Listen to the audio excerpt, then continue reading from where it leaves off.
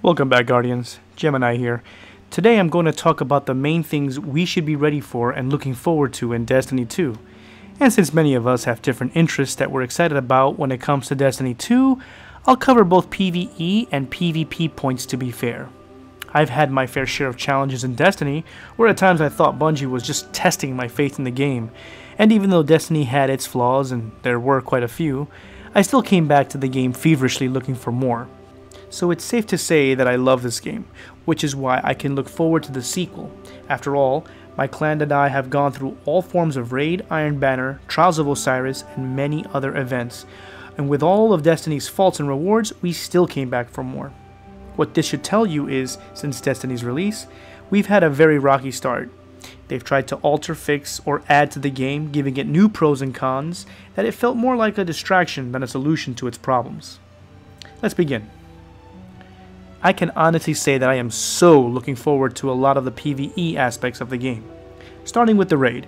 Originally, in Destiny 1, we were introduced to Vault of Glass, and without any knowledge of what to expect, we went in only to come out discovering very rare and powerful rewards. Immediately, we all knew this was the ultimate goal. Come in every week to overcome the challenges we are faced with, and collect our due reward. And because of this, the Vault of Glass has been the expected standard for Destiny raids ever since. It had the right balance of enemy waves, puzzle solving, mystery, meaning hidden treasure chests, exotics, and lore, and team-based mechanics. When we got to play Crota's End in the Dark Below, we were fascinated at first by its look and design, but soon after we settled in, we started seeing the oversimplicity of this raid. In fact, this raid turned out to be more like a long strike instead.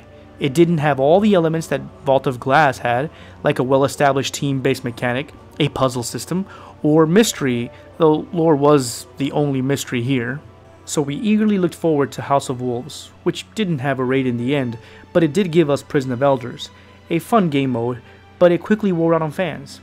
It wasn't until the Taken King that we got a raid that was closer to the Vault of Glass's elements. Even after defeating Oryx week after week, we still came back on a weekly basis and enjoyed it. Although it was heavily mechanic based, it still gave us what we wanted in a raid. Wrath of the Machine was a definite step closer in that direction. It gave us a lot of mystery, puzzle solving, which gave us way more treasures and a hidden exotic. And finally, mechanics that weren't too demanding to a casual gamer, although I would have preferred a more challenging team-based mechanic. Now I'm looking forward to the raid in Destiny 2. I don't know what it'll entail, and to be honest, I don't want to know. Because part of that allure is the fact that it's a mystery once you go in with a raid team. Figuring out what needs to be done in order to progress is part of the fun with raids. Also, the fact that Luke Smith designed this raid should be a big comfort to us. Remember, he gave us Vault of Glass and King's Fall. Continuing on the topics of PvE modes, I'm looking forward to the campaign, endgame content, strikes, and events. Since we are definitely starting from scratch, it's not hard to fathom the time it will take for us to finish the story. Remember when Destiny 1 came out, we didn't get to level 30 in the first week, so getting to the highest level in the first 2 weeks or so won't be an easy trick. But since we are getting a brand new game, this could be an event that should last us until Bungie opens up the raid. The story, or stories, are another aspect of PvE that I'm looking forward to. Will they shed light on some mysteries from Destiny 1? What new secrets will we uncover? Will we finally see some backstories to some of our favorite returning characters? Will Nightfalls be coming back? Personally, I can't wait to find out. Hopefully they keep us engaged in a way that whenever we go on patrol or a strike or even a mission, that we're surprised by new and changing elements in the game. An example would be going on a patrol today that will have 5 different patrol beacons or public events from yesterday's. Sounds like fun. We can also look forward to how the weapon balances affect both the PvE and PvP part of the game. On the PvE side, it shouldn't be too drastic, I hope. And if it is that really a bad thing? I mean, we've been stuck with the same archetypes for 3 years, and a little change is bound to be a breath of fresh air. With so many new weapon types and classes, this will be one fun run. Gone are the days of special and heavy weapons, and replaced with energy and power weapons. I'm really looking forward to how these changes affect the gameplay mechanics on strikes and raids. Now regarding the PvP side, that's a different story. Now, with all my enjoyments of the Crucible, Iron Banner, and Trials of Osiris, we've had quite a few bumps along the way. Specifically weapons that were metas and broke all laws of game physics, one-stick kill grenades that drove us all insanely mad when they were abused, movement speeds that made most maps feel quite small when in fact they were medium to large, overpowering sidearms, lag or network issues, broken ammo economy system, and finally, overpowered and constant spam of subclass abilities. Well, the good news is that a lot of these negatives have been addressed in Destiny 2. And I'm really looking forward to that. According to many big Destiny YouTube hosts, the feel of the Crucible has changed, where the focus in combat is on primaries once more, bringing balance back to the PvP table. I can't wait to see what it's like to go back to an auto rifle or a scout rifle and not rely on a meta for once. They've also addressed the sticky grenade issue, where now it will take 2 grenades to kill a player.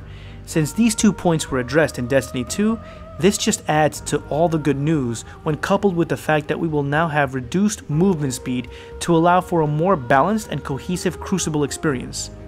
Players will now have more freedom to explore strategies when competing against other fire teams.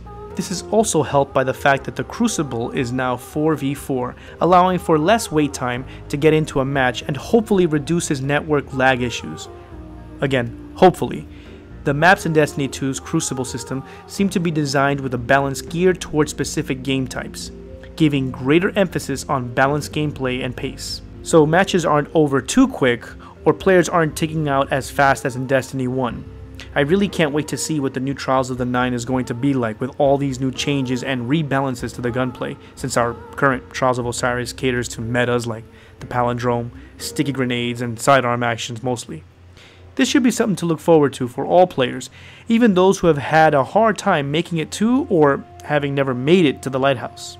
I also want to see how the new Iron Banner plays like with all these new changes. I wonder what kind of rewards we can expect. All in all, I've had my ups and downs in Destiny 1. Of course, there has to have been more ups than downs since I kept coming back for more. Bungie did have a gem on their hands when they designed Destiny, even with its flaws. So I can't wait to play Destiny 2 designed by a team that had enough time to steer this series into an even more enjoyable experience. I'm sure you'll have the info by now, but just to be safe, don't forget that the Destiny 2 beta is scheduled for release in July on these dates right here. My clan and I are ready and excited to take on new challenges and experience. I hope you are too. If you want to be part of the community, you can follow me on Twitch. The links are down below. That about wraps up today's video on what we can look forward to in Destiny 2. If you have any suggestions or have any thoughts on today's topic, leave a comment below. If you like the content and want to help me out, please like this video and subscribe. And if you want to see more content on this channel and want to be notified of a new video, hit the bell beside the button. As always, Guardians, until next time, good gaming.